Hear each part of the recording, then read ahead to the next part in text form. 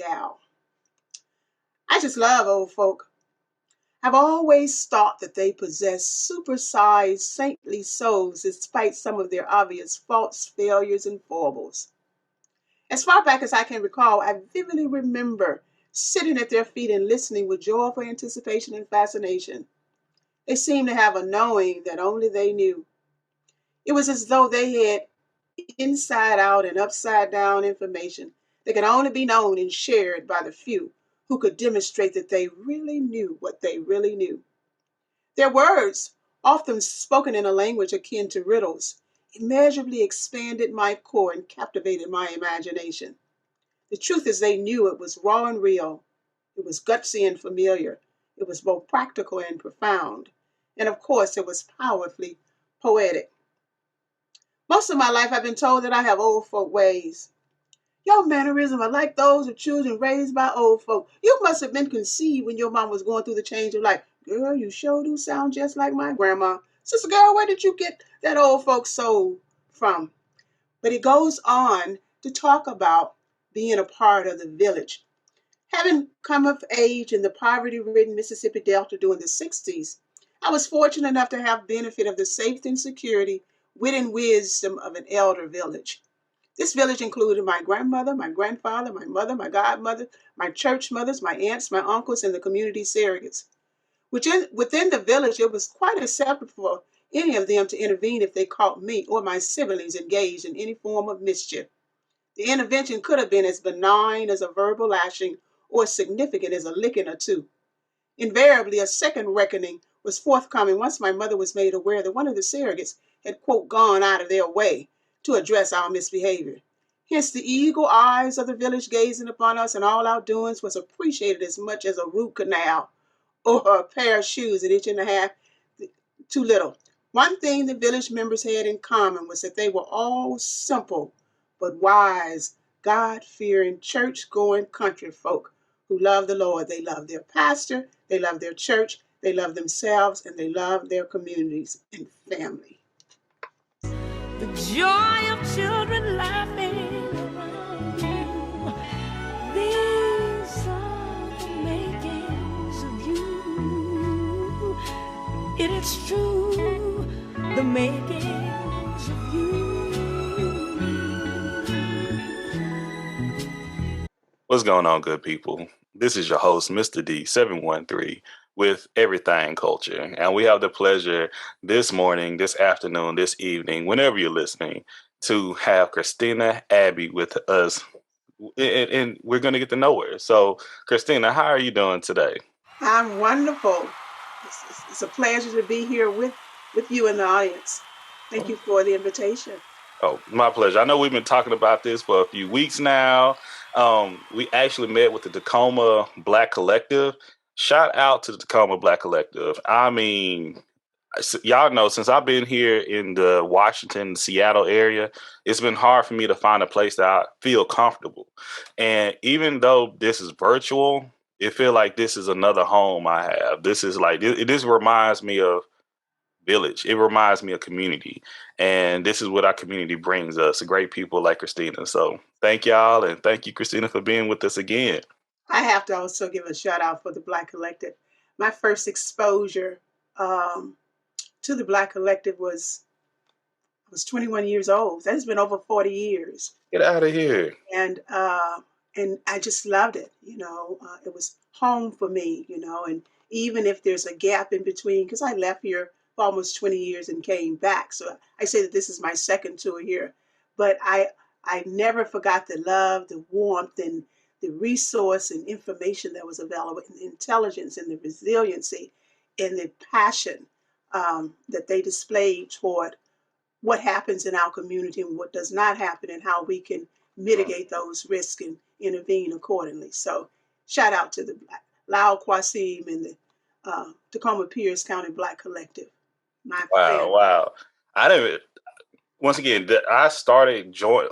We could talk all day about them and about because once again, shout out to y'all. Love them.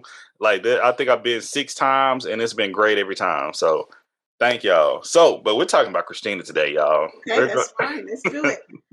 So, Christina, the first question we have for you is, how would you define yourself?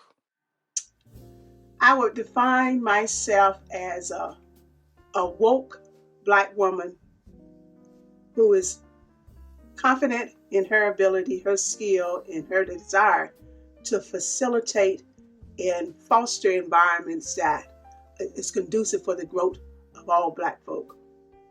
That was beautiful.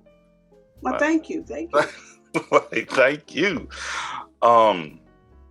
What cultures do you represent, and how would you describe your cultures?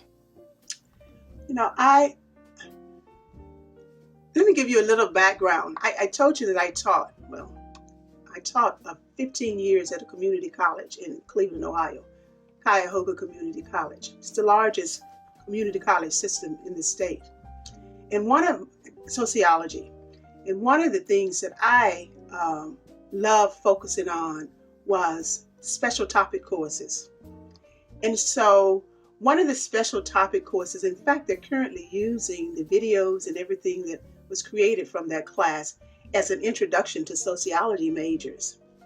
But I had gotten a course that was created by a Jewish couple, professors from the University of California at Chico, and it was called Perspectives in Genocide. And of course, because they were Jewish, they focused exclusively on the Holocaust. So in answering your question, when I began to look at that syllabi, I decided that any life and every life is valuable. So from a cultural perspective, while I love my Black folk, anybody who is hurt and stripped of their livelihood, their culture, their ability to get economic wealth, I will advocate for any and all. All life is value, culturally, economically, socially, religiously. I believe that culturally, I'm a respecter of all cultures. And, we can agree to disagree agreeably, but I would just say that my culture is mine, but I'm open to being made aware of others. And the only way that you can do that is by having ample conversation. And that's why we're here. That's exactly why we're here. So where are you from? You probably have picked up on my southern drawl because I'm from smack dab in the middle of the Mississippi Delta. They call it the Crossroads. It is 75 miles south of Memphis, Clarksdale, Mississippi. And right in the middle of my hometown is the intersection of 49 Highway and 61. And folklore has it that Robert Johnson sold his soul to the devil to learn how to play the guitar right there. So it's the poorest area in the United States, but it's the most culturally richest area that you could ever imagine. They have the Juke Joint Festival every year, and it probably draws 10,000 people there from around the world. In fact, Morgan Freeman has the most renowned club. It's called Ground Zero. It's the best blues club in the United States, right there in my hometown, called Ground Zero. But yeah, I'm from the Mississippi Delta. Look, you about to make me go do some homework now. Every time I got to check this out. All right. And you being from the South, this is a question that I've added on because the audience have asked. So I have to ask it, and it's against my culture. But would you mind sharing your age with the audience? You don't have to, but this is a question. I'm 61. Thank you for sharing. Because we have people come on that may not watch the video, or they want to know like where did the wisdom come from, where's it back. So, but that because culture is also your generation, where you're from as well. So we look at that. But thank you so much. What is your zodiac sign? I'm a Sagittarius. Okay, Sagittarius. All right. That was once again. That's like November, December. November 23rd. Yeah, that's all right. Happy birthday. Well, birthday be here soon before we know it. Okay. how would you define your childhood and upbringing? Rich and rewarding, which is what my book is all about. Mm. And being a product of intergenerational household, I call it the village. Takes a child to raise. It takes a village to raise a child, and so and let me just read something to you real quick. Please do. You appreciate this. Please. And what's the name of your book? My book is called The Souls of the Old Folk. Souls of the Old Folk. So most of my life I've been told that I have old folk ways, even when I was growing up as a child. You've been here before or whatever, but I would sit at their feet. So listen to this. This is a part of the introduction, because content without context is pretext. Quote, "The one who plants trees knowing that he would never sit in their shade has at least started to understand the meaning of life." That's a quote by Tagore. He was an Indian poet. He was called the Bard of Bengal. I just love old folk.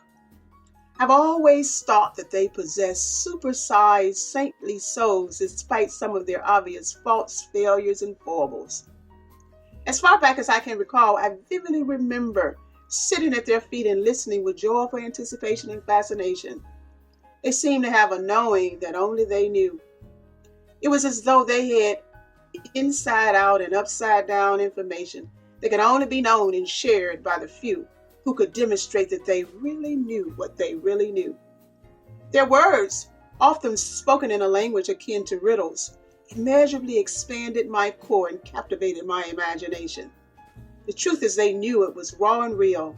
It was gutsy and familiar. It was both practical and profound. And of course, it was powerfully poetic. Most of my life, I've been told that I have old folk ways. Your mannerisms are like those of children raised by old folk. You must have been conceived when your mom was going through the change of life. Girl, you sure do sound just like my grandma. Sister girl, where did you get that old folk soul from? But it goes on to talk about being a part of the village. Having come of age in the poverty-ridden Mississippi Delta during the 60s, I was fortunate enough to have benefit of the safety and security, wit and wisdom of an elder village. This village included my grandmother, my grandfather, my mother, my godmother, my church mothers, my aunts, my uncles, and the community surrogates. Within the village, it was quite acceptable for any of them to intervene if they caught me or my siblings engaged in any form of mischief.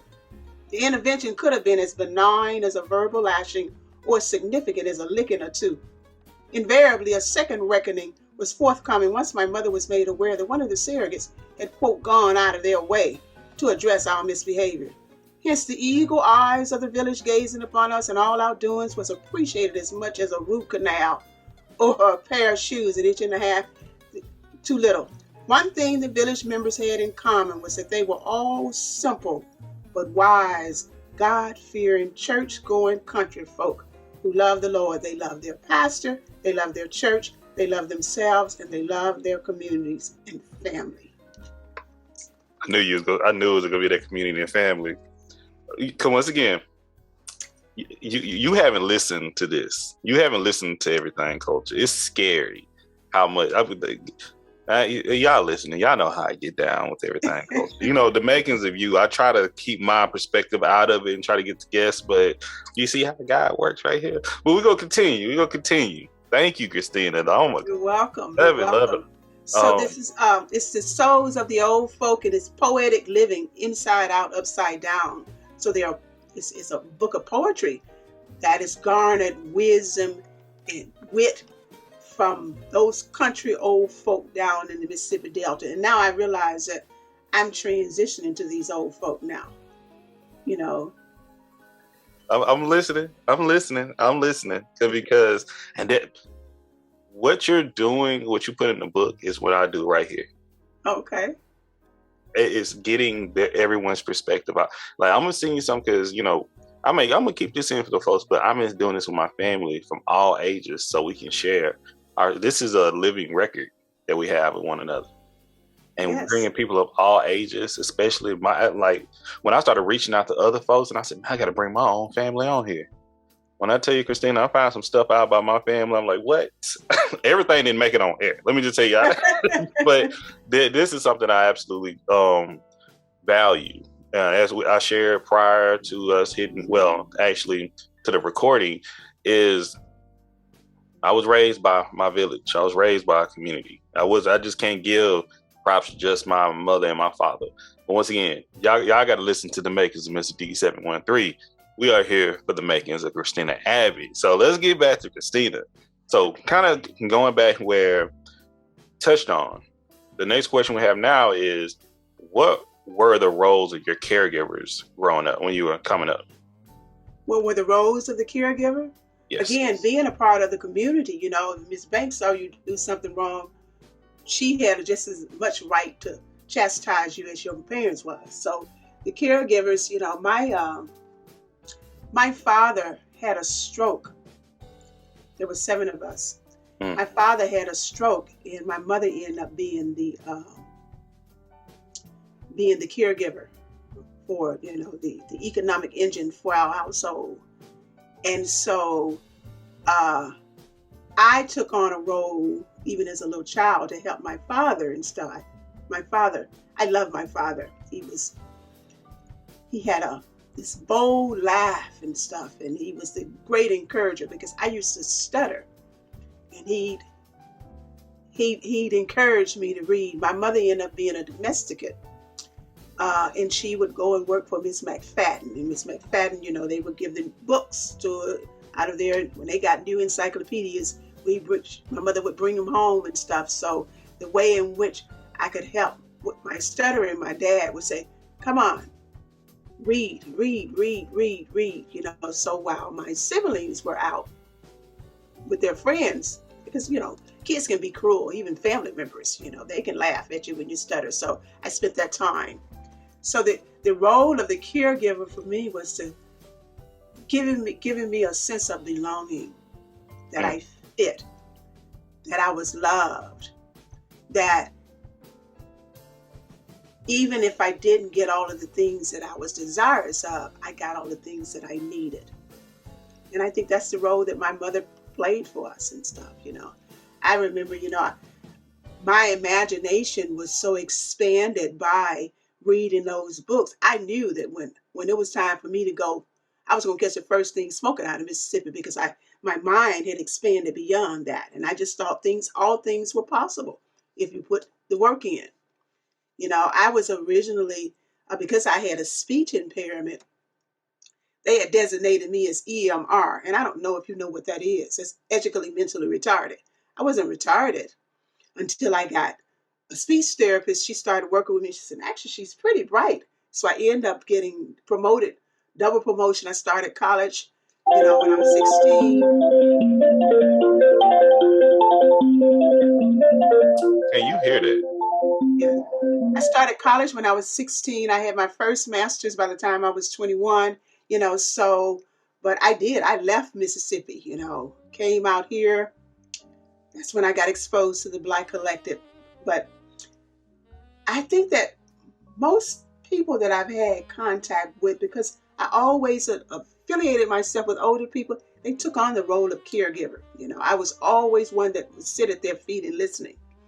And it shaped and framed me into that social worker, that consummate social worker that I become, you know, believing in taking care of other folk. Thank you.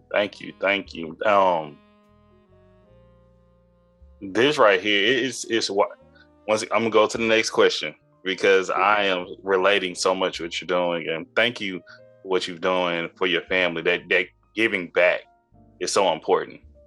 But we'll come back. And you shared that you have siblings. Where do you fall in the lineage of your siblings?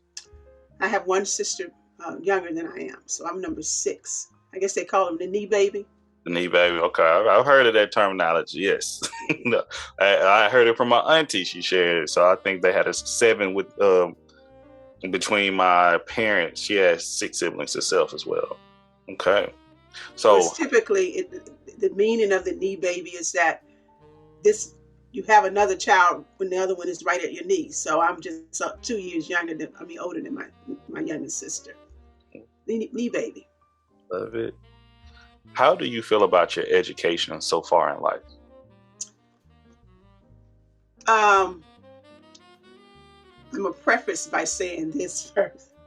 I'm a dropout theologian because I went to seminary, and I think that education isn't the purpose of education in my mind is to expand your intellectual repertoire. It is not to confine and constrict you, and that's what I found: constriction. You can't read this book, and you can't read this, and you're not supposed to be affiliated with the Methodists, and you're Baptist, and this. So that division is I I question how can you be of an open mind when you're denying people access to the information that they need to expand their minds. So because an open mind has a room with a view. And it allows the glory of who we are to shine through. And I dropped out.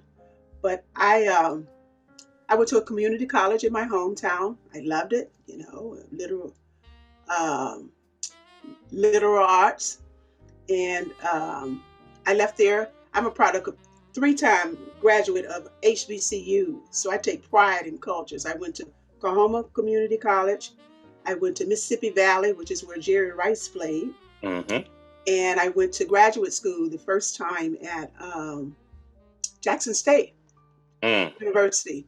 Which is where prime time is right now. Just getting all of these accolades and stuff. But I love that experience.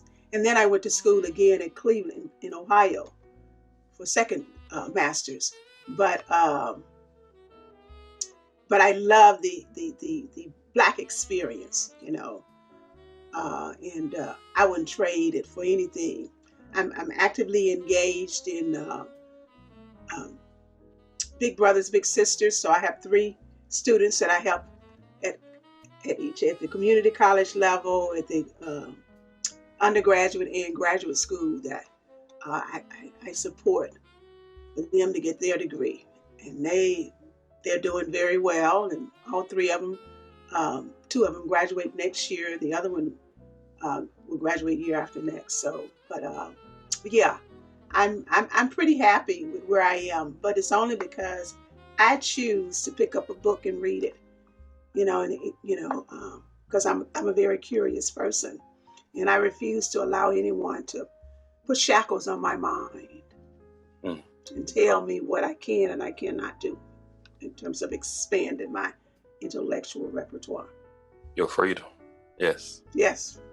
Free your mind, and your body and your soul will follow. It's true. That's true. Oh, absolutely agree. Where do you consider home? Mississippi.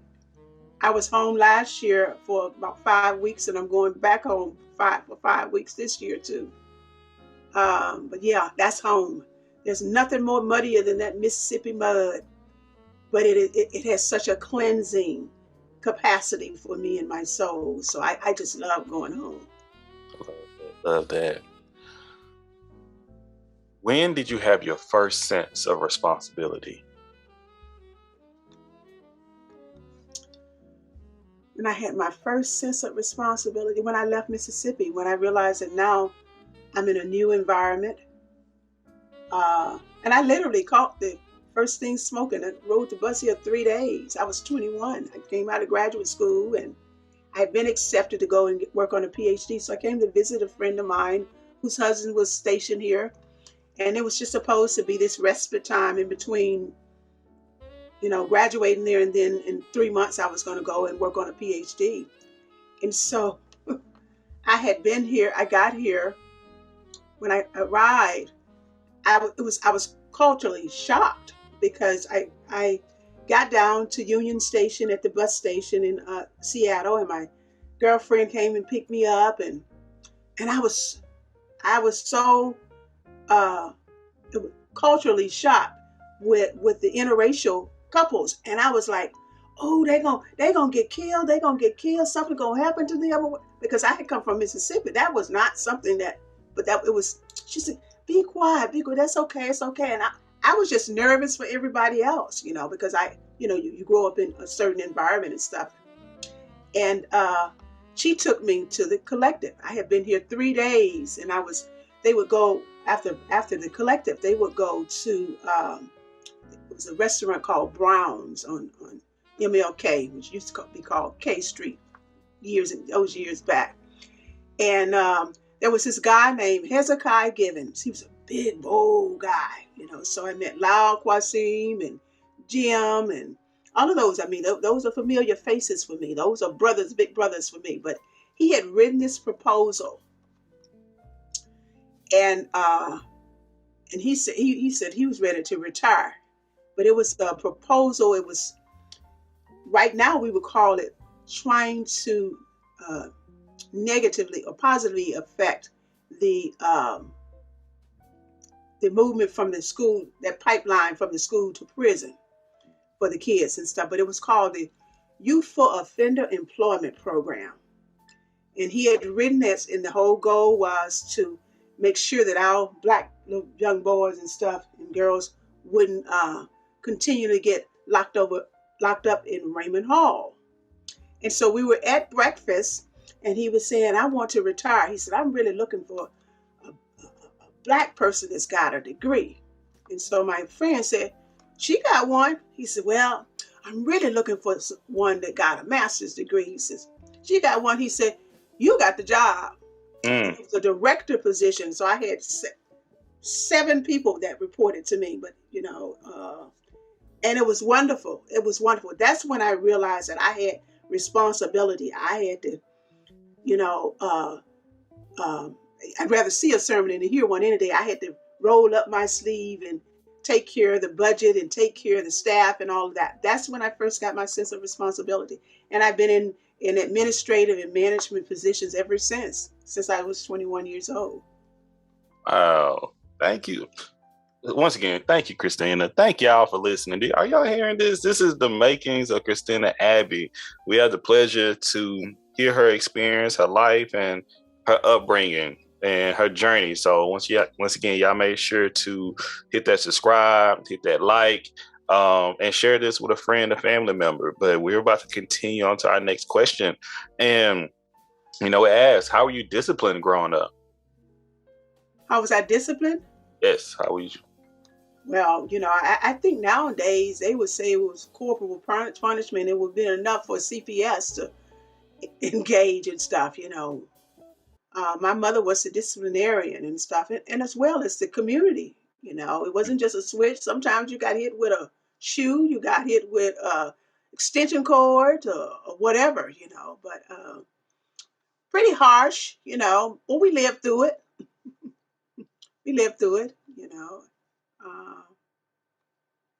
That's kind of all I want to say about that. Hey, you're fine. Once again, this is the makings of you. Whatever you feel comfortable sharing, you are okay. And you shared a bit about it already, but the next question, and once again, these are the same questions we ask everybody to come on the show. What were and what are your beliefs? I believe that all human life is valuable. It doesn't matter. White, yellow, pink, orange. I believe that when we serve and see things beyond ourselves, we become bigger people. I believe that there is a higher power, and my higher power, his name is Jesus and God, that intervenes, that has begun my life and written the story of my life from the beginning, wrote the ending at the beginning. And I believe that love conquers hate. I believe that fear is our greatest enemy to achieving. And I believe that change is going to come. Love all that. Thank you so much, Christina. So, going to our next question. Who has been the biggest influence in your life? My mentor, Her name is Dr. Dorothy Vick Smith. She was my African American history instructor when I was in graduate school at Jackson State. And she and I have maintained, actually, she kind of adopted me into her family and stuff. So I go to her daughter wedding or whatever, I go and see her every time I go home. But she taught me about me, and she was very instrumental in shaping and framing my thought process and building me into the woman that I've become. Love it. And can you say her name one more time for us? Dr. Dorothy Vick Smith. Thank you, Dr. Dorothy Vick Smith. Appreciate that. Oh, man. Could you recommend a book, a movie, and a television series for us? I don't do much television, but I can tell you a movie, The Imitation of Life. Oh, yes. That is my favorite movie of all time. And I don't know if I just want my soul washed and I need a good crying, but no matter how many times I watch it, I cry. But that movie, it's just such a moving, culturally it's moving. Yes. I just love that movie. You said a movie, a book? Yes. Let me see, which book would I have so many books in my library. You better throw your book. Thine Own Self Be True. Thine Own Self Be True. Mm-hmm. So let's hop to our next question. So, what has been an impactful moment in your life?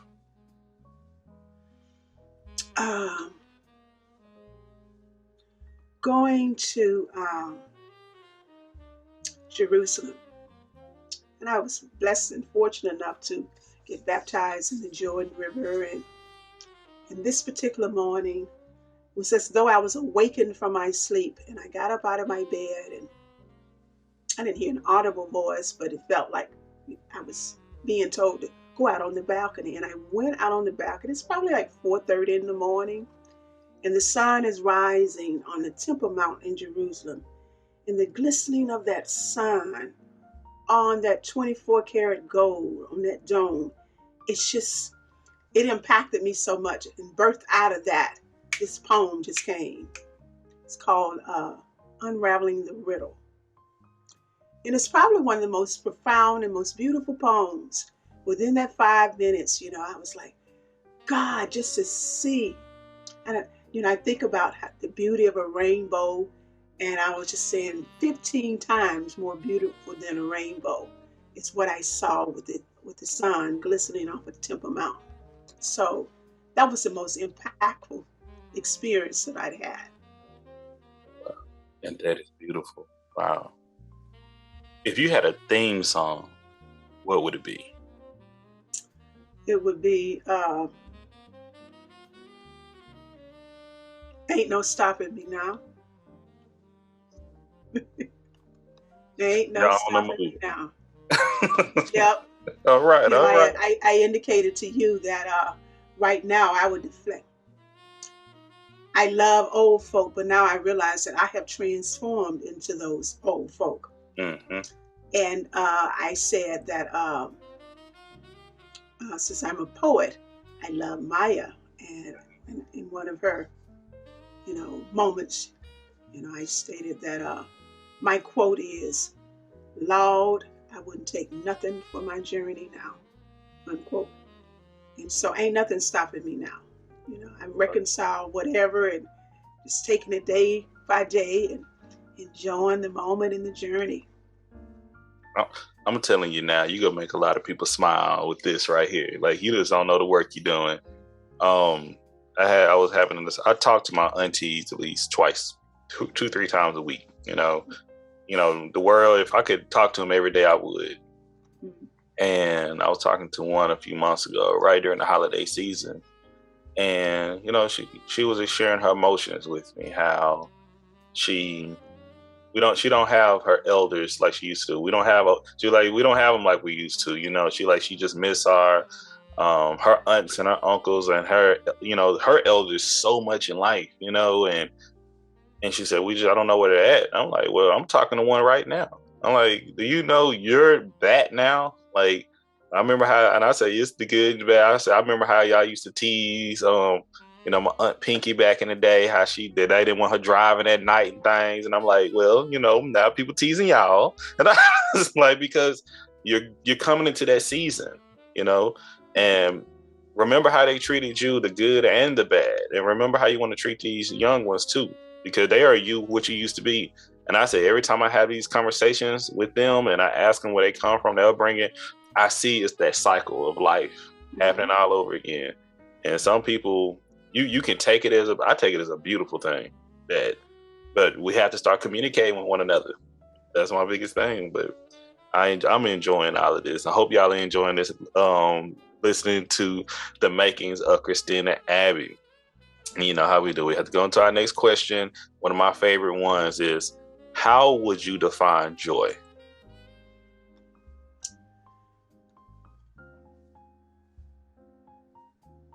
Let me think about that. I would define joy as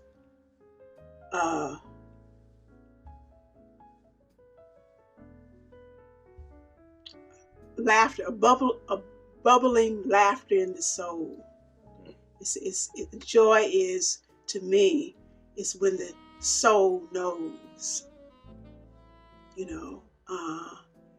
even in spite of circumstances, when the soul knows that those circumstances has no power over them, then that's when joy becomes unspeakable. You can't tell him, you can't say why, you can't define it, but this joy I got, the world didn't give it to me. It's something from the inside out. It bubbles up like a spring inside of you.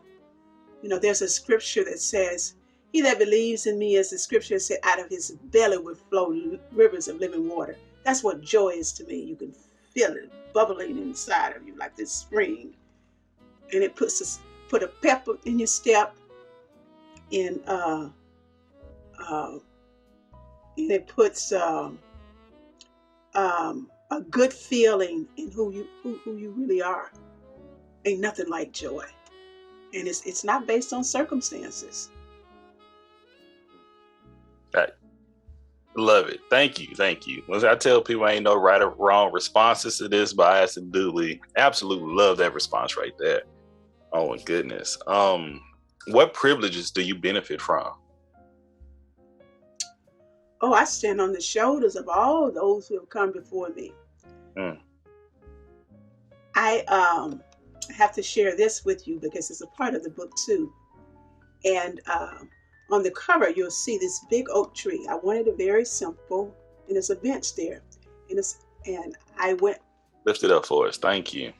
Yeah, so I went to Wapato Park, and they have the bench and the tree. So when I had my graphic design, I said, I just want something basic, a tree with a bench. And I was so inspired by sitting under there and just reflecting. And so this is a portion of the intro too. It says, now as I sit planted underneath the shade of a 200-year-old oak tree, the echoes of my ancestral roots reverberate ever so loudly. The palatable energy of their collective presence rests heavily upon my heart, mind, body, and soul.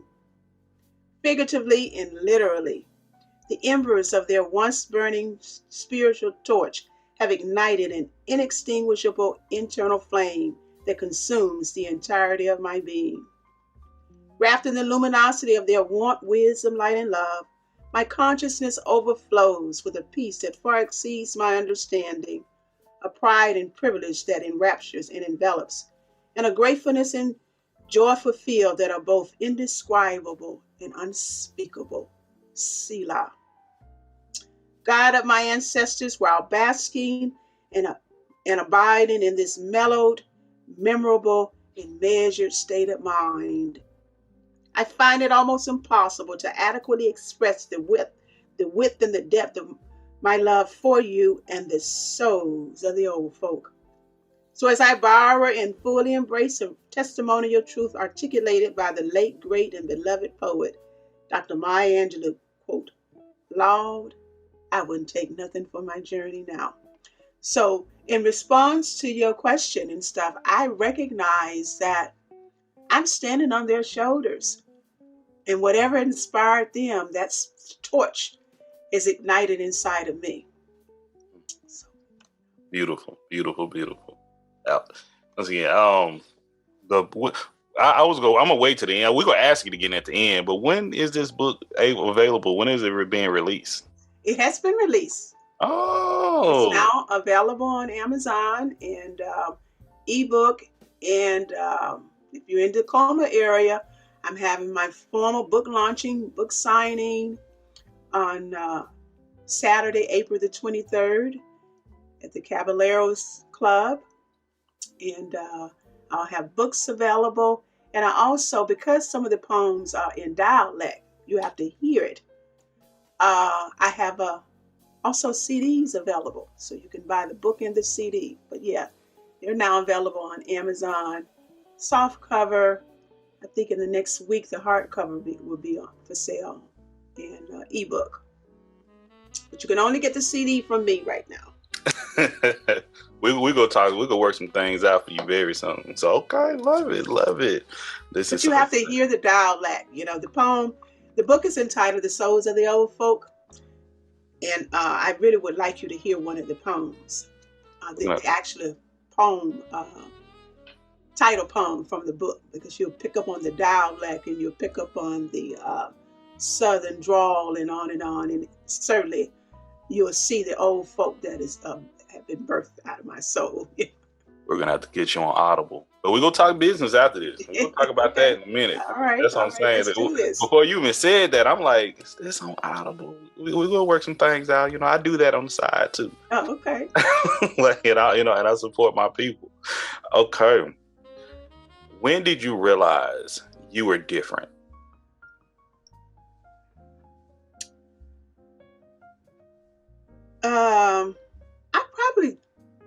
I probably realized that when I was a child, and especially when you stutter a little bit, you kind of isolated. But isolation now, as I've gone on my spiritual journey, oftentimes isolation is really an opportunity for elevation.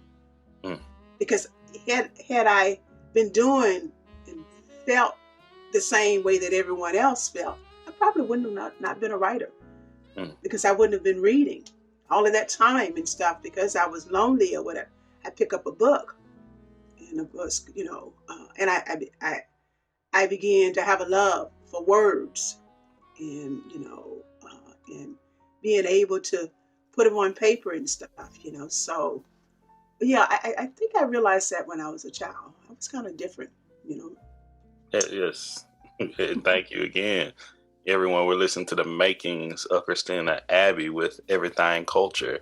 And we're going to our next question is, how do you and your family recognize death?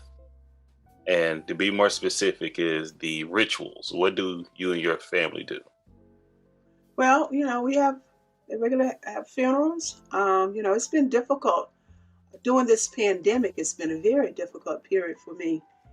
I've had my niece die. She was 34. She died from COVID. But around in my circles and stuff, and distant cousins and others, there's been 10 people in my circle that I've known that have died from COVID. And unfortunately, because of the pandemic, we weren't able to travel and go to funerals or whatever. But the normal ritual, the wake services, and you go to the funeral, and fortunately we have family reunions. And prior to us starting having our family reunions maybe 10 years ago, we have them every 2 years. The only time that we really saw people was at funerals. And so we've changed that trajectory and really tried to, in fact, inside of my book is my family and stuff. I got the tree for the younger ones. this is your roots. You know, these are your folk and stuff. So, but yeah, we have the regular ritual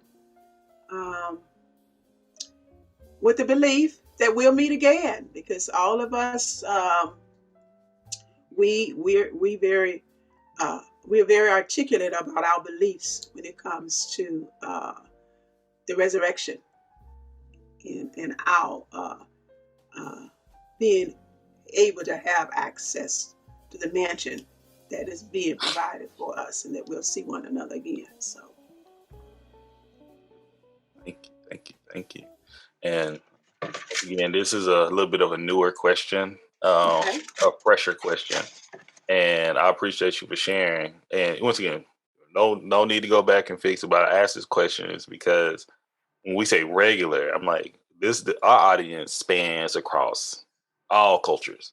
Okay. And one of my nieces, she expressed that, Black people, she like, we really don't have culture because like we don't bury our people a certain way, which compared to like people. And I was like, what? I didn't say anything at the time because it was the makings of her.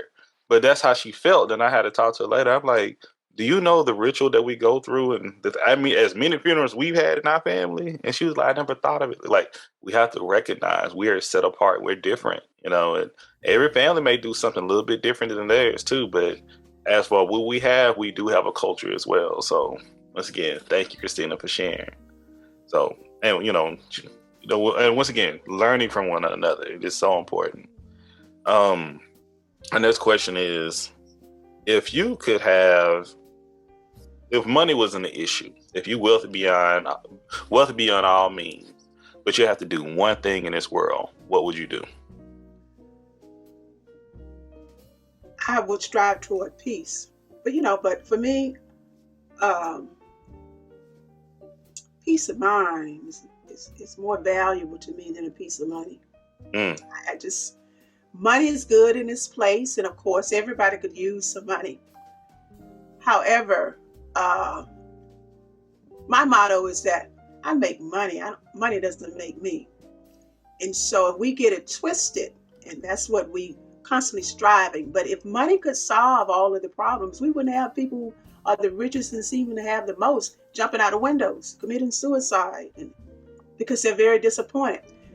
All that glitters ain't really gold, and all kinds of substance won't satisfy the soul. If there's a whole emptiness in your soul and stuff, it doesn't matter how much money you have. Go ahead. Who was that rapper? Biggie Smalls said, "More money, more problems." Mm-hmm. But I would use it toward peace. In its whole dynamics and stuff.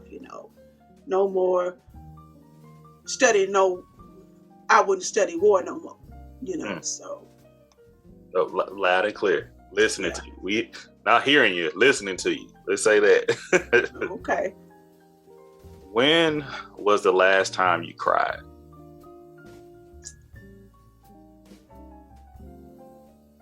Two days ago. And oftentimes the tears that I now cry, they aren't tears of sorrow, they're tears of joy. I was just so overwhelmed with the revelation of the goodness that God has given me, has done for me and provided for me and stuff, and it just brought me to tears. I think about my upbringing in the most poverty-ridden area in the United States and stuff, and wearing hand-me-downs and those type of things and stuff, but and I say, there's nothing that I don't want, that I want that I couldn't go and get. And it just brought me to tears. I'm grateful. And of course, there are lots of folks that got more than me or whatever, or what have you, but I'm just overwhelmed, with the goodness of God. Amen. I was telling my wife that, occasionally we sit around for an hour sometimes thinking, what do we want to eat? All these options that I had, it touched me. I was like, man, I remember days when I used to feel like, man, we ain't got nothing to eat, just to get something would been happening. Now it's to the point that I don't even know. I have so many options, and the privilege of doing so is a blessing. So I have to understand with that, and recognizing that is joy. And yes, thank you. Oh man, I am enjoying this. But I would say this again. So go to our next question. If you had the option of going back in time and talking to your younger self, or having your elder self coming to you now and talking to you now, which one would you choose, if any? I would probably want my elder self to come back and talk to the youth. And I probably would say, I would probably express to my younger self the value of time, and it's very limited, because I'm now on the last quarter of my life. And I think about the 75% is gone. I would have done more with my time. I wouldn't have wasted so much time. Procrastination was a result of fear, and so I'd allay some of those youthful fears and just say, just do it. Thank you. That's something I would say I needed to hear. So if anything, I needed to hear that. But thank you. So going to our next question. Once again, everyone, this is the makings of Christina Abby with Everythang Culture. And she's talking about that, we're 75% through the makings of her. So we got maybe like 6 more questions and we'll be rolling out with y'all. So our next question, how do you relax? I read. I like going for a walk in the park. Especially up here. It is so pretty. It's beautiful. People think it's rain all the time. When you get the weather good, oh my goodness, it's gorgeous up here. I love the waterfront. Any big body of water, it has such a calming effect. And that's when I do some of my best writing, just gazing at the water. I love jazz and I love live music. So one of my treats monthly is going to Jazz Alley in Seattle. I guess my next event that's coming up is Norman Brown. But I just went to see Jonathan Butler recently. I love the blues, so reading, jazz, blues, walking in the park, being near some water.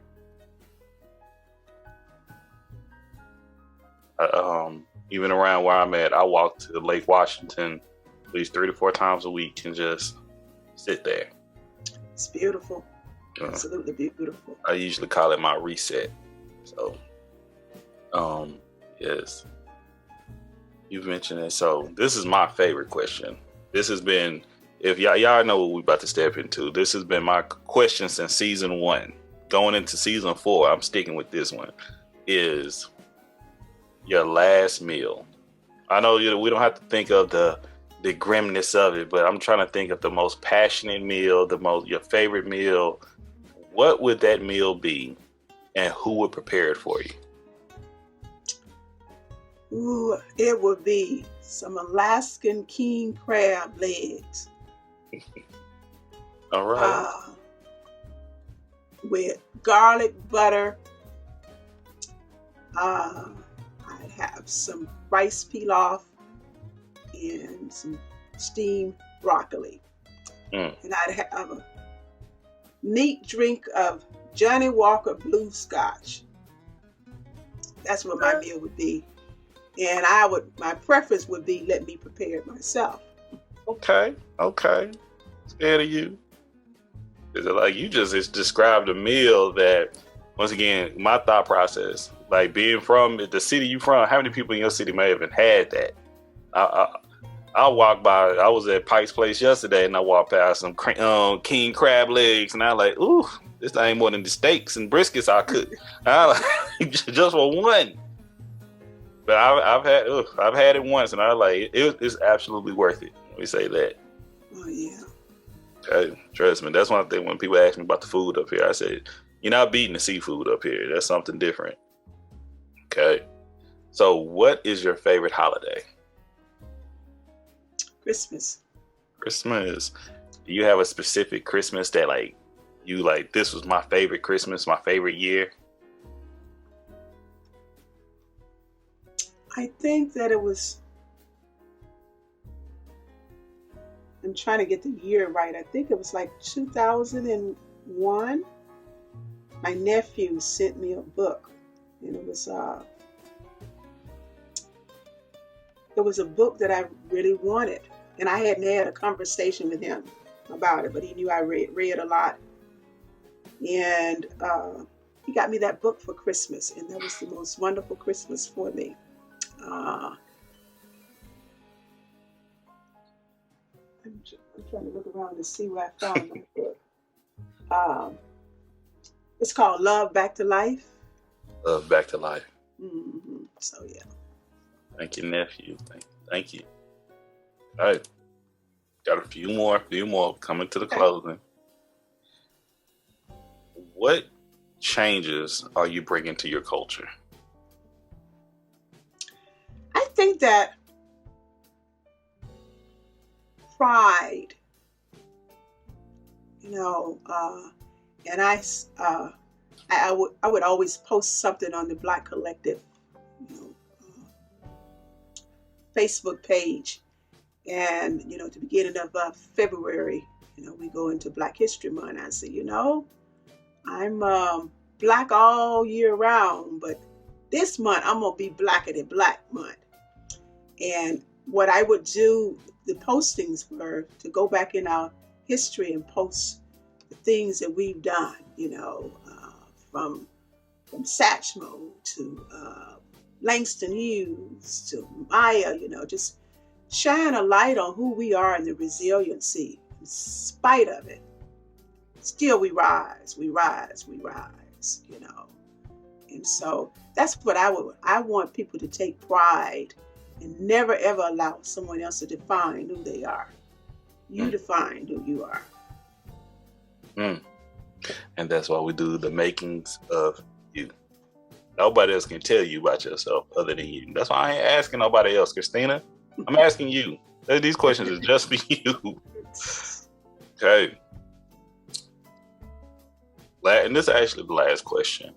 And that is, how do you want people to remember you? I want people to remember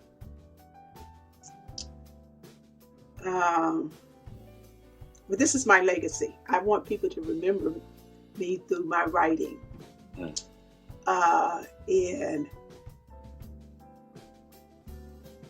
I want people to know that there's always hope.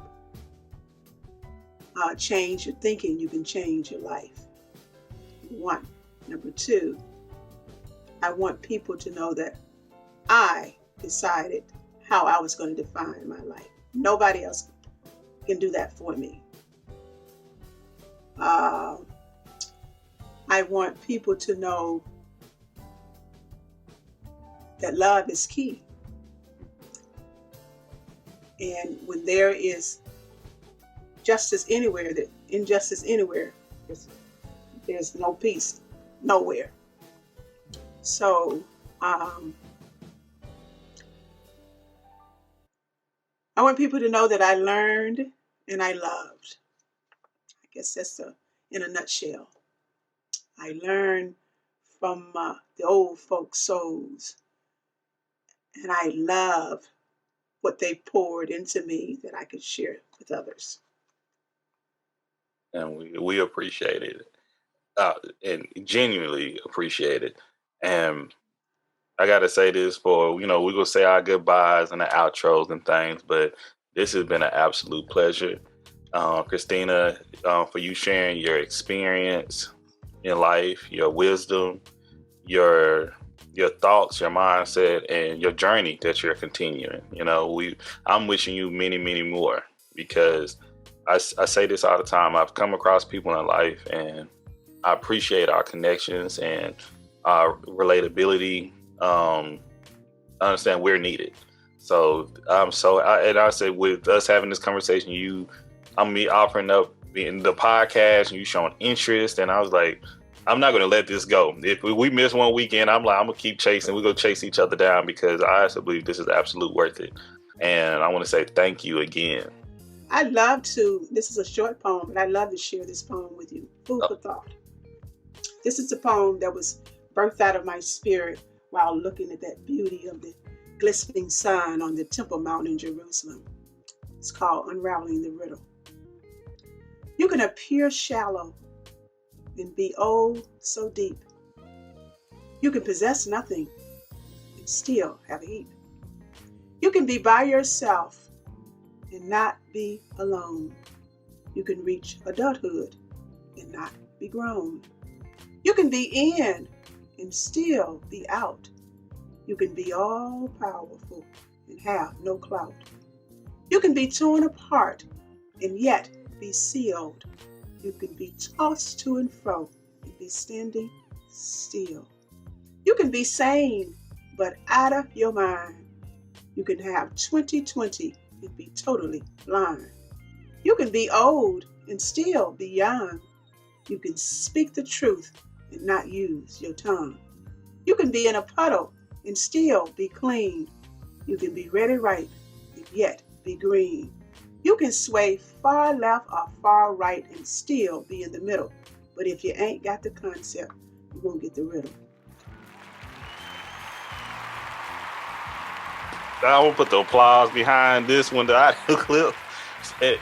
And I think this is, once again, something I struggle with is cursing. Okay, and I done made this whole episode, but right there, you almost got, because that's how I show passion. Unfortunately, it's just like, wow. That's all I keep it at that. That is beautiful, and that I was thinking throughout when I'm going to be editing this in a moment, I'm gonna keep this in because I'm like, she done hit us with so many gems throughout this conversation. What I'm gonna go put as the intro, what I'm gonna put as when people need that's gonna catch their ear, and you just added another one right there. And good.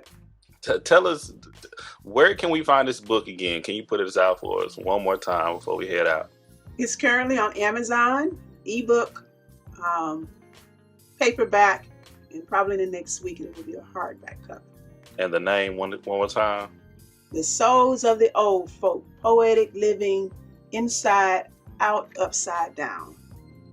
Souls of the Old Folks, Poetic Living, Inside and Upside Down. Inside Out, Upside Down. Inside Out, Upside Down. Yes. Love it, love it, love it. We go support this, y'all. Y'all know how we do it with Everythang Culture. We support businesses, especially our Black-owned businesses, and we make sure we want to share it with everyone as well, because we have so much talent that we have to continue to share and experience to show the world. So, Christina, if you are trying to be found, where can the people find you online? How can people communicate with you? I'm on Facebook.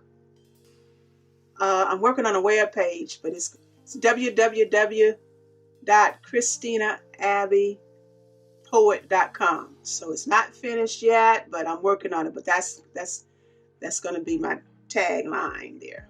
www.Christina, all in one, AbbyPoet.com. Okay, and I line it up right here for you. You will go take care of you. And once again, thank you, Christina, to being with us with Everythang Culture, with the makings of you. Y'all, you know, I'm your host that love y'all so much that I appreciate y'all tuning in with us at least once a week. But we have another one. We have upcoming shows coming up soon. Season 4 will be with us in a few moments. But y'all know y'all can find us on Spotify, Apple Podcasts, Audible. Just found out that we're on iHeartRadio as well. And of course, if you're trying to see us as well, you can follow us on and subscribe to us on YouTube. But we greatly appreciate everyone's support. If you have any questions, suggestions, you can find us at everythangculture.com. If you'd like to be a guest on the show, just hit that contact link and fill out your information, and we'll take it from there. But we appreciate everyone for listening once again. Share this with a loved one. I'm going to say thank you all, and God bless. Peace. What's happening, good people? It's your host, Drake, Mr. D713 with Everythang Culture. Just letting you know, thank you. Thank you for listening to another episode of The Makings of You. We greatly appreciate your support. We look forward to more support in season 4.